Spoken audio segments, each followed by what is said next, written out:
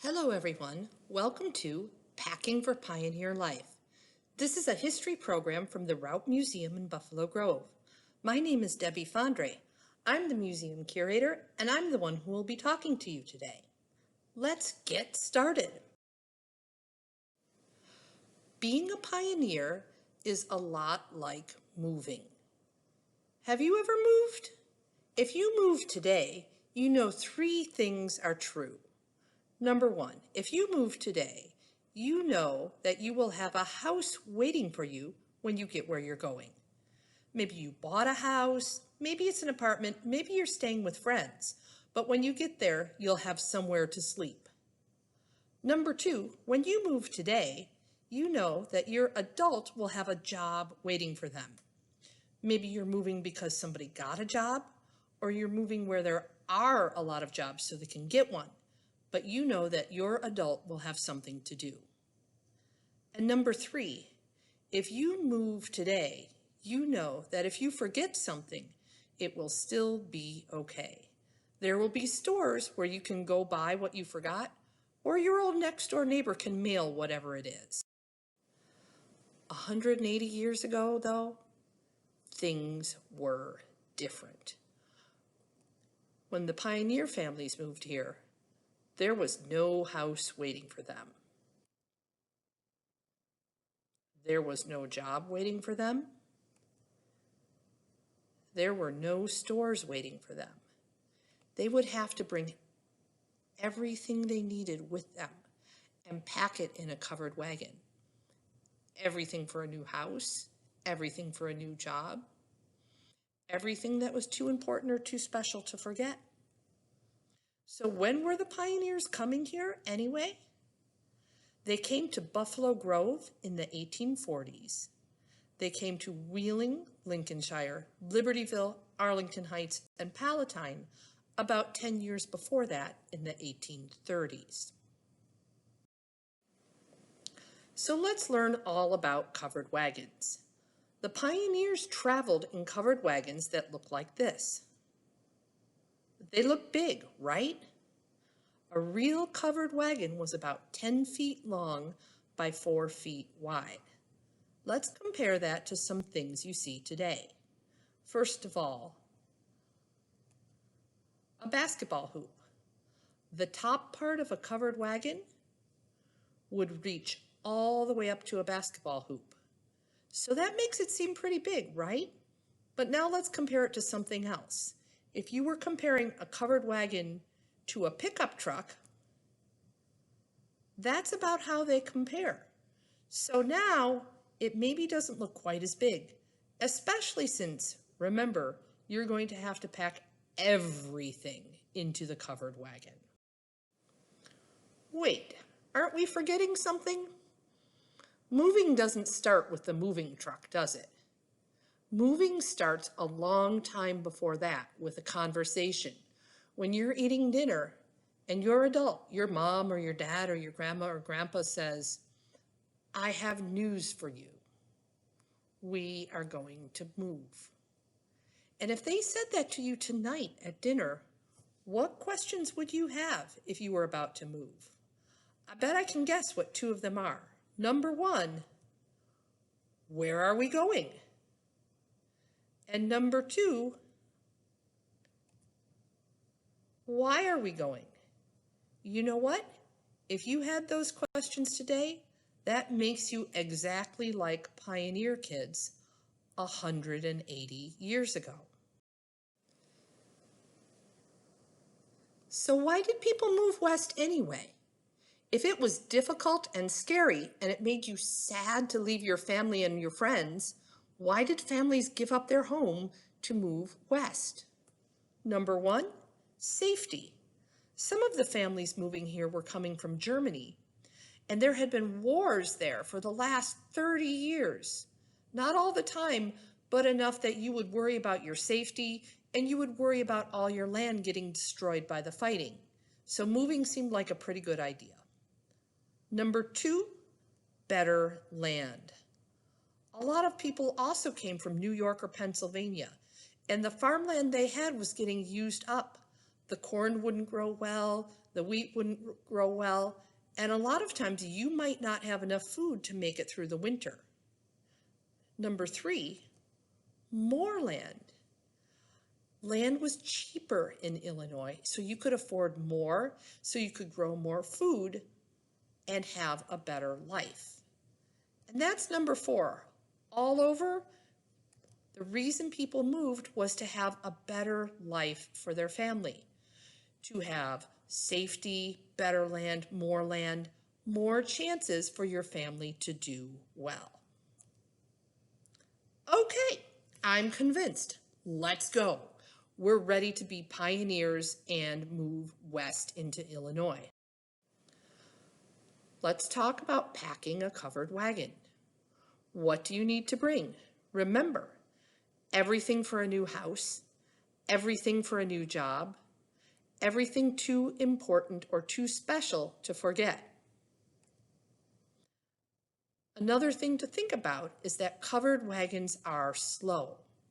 The best speed a covered wagon can do is about 20 miles per day. That means your trip will take at least 30 days of traveling. So you need to bring everything for a new house, everything for a new job, everything too important or too special to forget, and everything you will need along the way. So what do you think would be some important things to pack? There's a lot to choose from, right? Clothes would be important. Food would be important. Could you take all the food you needed for 30 days in a row? Probably not, right? So you'd also need something to help you get food along the way. You would use the rifle to hunt for animals along the way. What else would you need? We'll find out as we go along. Starting your journey. Most people coming to this area started out in New York or Pennsylvania. That's Pennsylvania on the map. And then we were traveling all the way to Illinois. Now remember, the wagon is so full that you are not riding in the wagon, you are walking next to it. This means you will be walking 20 miles every day. That's a lot. Okay, you've walked 20 miles. Are you hungry? If you want to eat, you will have to cook some food. Do you think pioneers took every single pot and pan that they owned? Probably not, right? If they did take pots, they would be very useful pots that looked like this. This was a cast iron pot, and you could use it for cooking over a fire or on a stove. You would also need some cooking supplies, bags of flour and bags of sugar, so you could make bread and pancakes and anything else you wanted to eat. After the food was cooked, would we eat right out of the pot? No. Would you use fancy dishes and plates?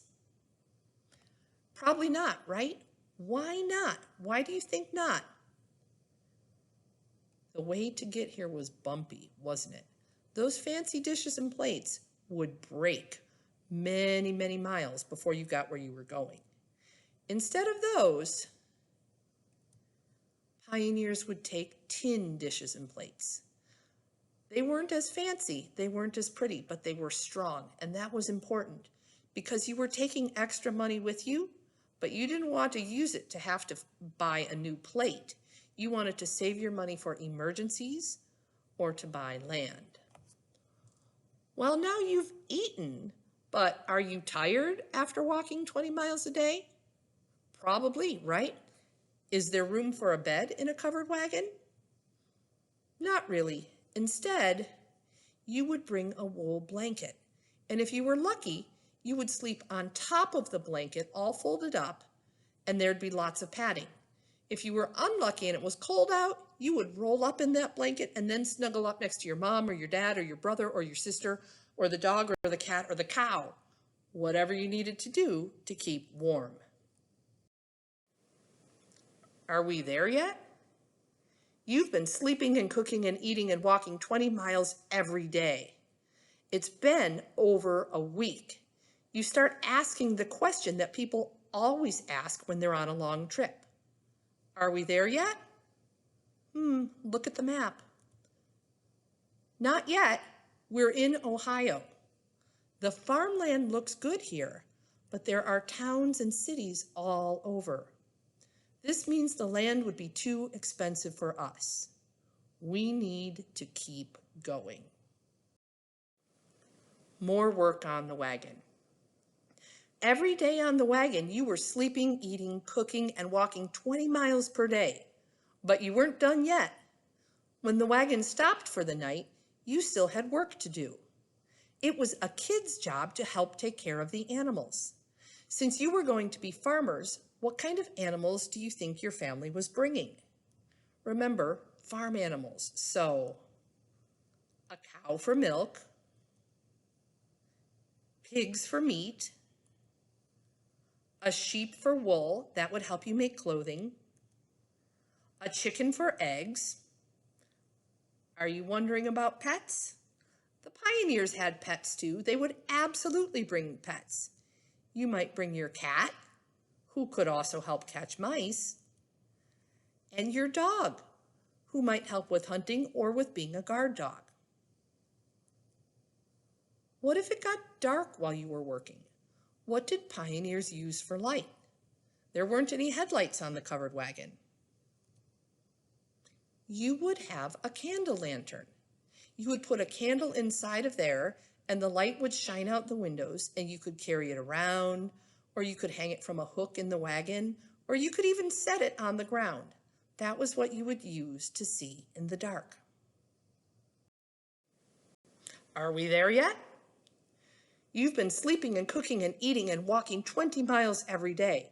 You've also been taking care of the animals. It's been 3 weeks. That's 21 days and over 400 miles. You ask again, are we there yet? Let's look at the map.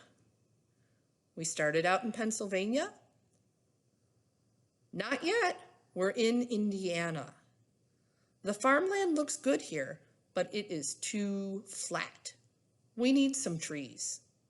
We don't want to live in a forest, but trees will be an important natural resource on our new farm. We need to keep going. Why do you think trees will be important? Even more work on the wagon. Every day on the covered wagon, you were sleeping, eating, cooking, and walking 20 miles per day, but you weren't done yet. After taking care of the animals, you still had one more job to do. It's still one of your most important jobs today. Can you guess what it is? Learning. Education was very important to pioneer families. Even if you were on a covered wagon, you still had to learn. Who would be in charge of your education? It might be your mom or even your big brother, depending on who had time. And you had all sorts of different school supplies. You can see the slate. That was where you would practice writing. That book is a McGuffey reader, which was a set of popular school books. And this shows one of the pages from the reader. It would have reading, writing, spelling, history, a little bit of math. Not as much science as you have now, but almost everything else. Are we there yet? You've been sleeping and cooking and eating and walking 20 miles every day. You've also been taking care of the animals and doing school lessons from your reader. It's been 4.5 weeks. That's 32 days and over 600 miles. You started out in Pennsylvania. Where are we now? You ask again, are we there yet? Let's look around. What have we got here? The soil is nice and dark, which means it is good for farming. There are some trees. There's a river nearby, so if we dig down, our water pump will work. There aren't too many other houses, so we can probably afford it. You know what? Yes, we are here in Illinois. We made it. Look at that. Now that we're here, what do we do next? Building a house. After you made it to Illinois, there was still a lot of work to do. Remember, there was no house waiting for you, no stores, and no school. It's a good thing that you brought tools with you. This is an axe. It's going to be one of your most important tools. The first step was to chop down trees to build a log cabin. The log cabin was your first house. It looked a lot like this, and that was for everybody. It was small, but that was okay. Sometimes you even brought the animals in before the barn was built. You would also need to chop down smaller trees to make a fence for your animals. You would need even more trees for firewood for the winter. That's why it was so important we got some land with trees. You needed it for your house, you needed it for your barn, for your fences, for your firewood. Trees were so important. Planting a farm. Once you built a house, it was time to plant seeds on your farm. Remember, you had to plant enough seeds for food to get your whole family through the winter. This meant you needed to plant about 3 acres of land.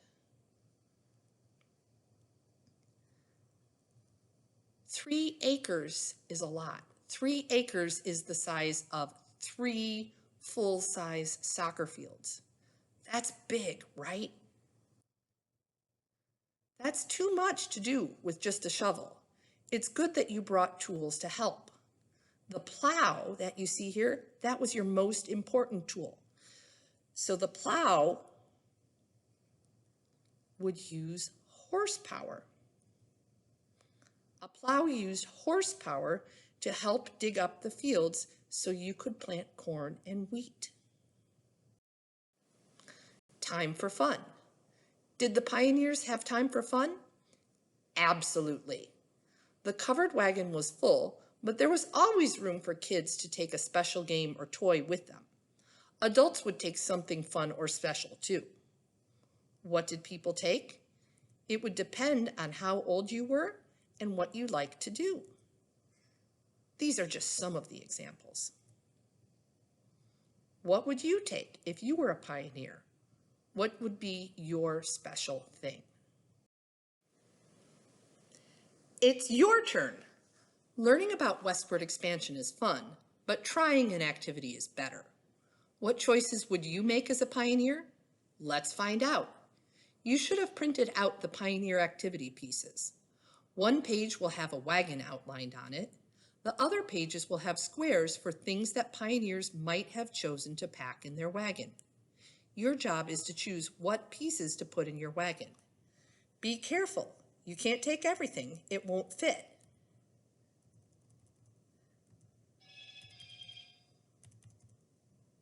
You can arrange things any way you like. Sometimes you might need to take pieces out and arrange them a different way so that everything fits better. What are the most important things to put in the wagon? What would you like to take if you have room? There's no one right answer. It all depends on what you decide and what you think would be best. That's the end. If you have any questions, you can email us. Other than that, thank you for listening and have a very good day.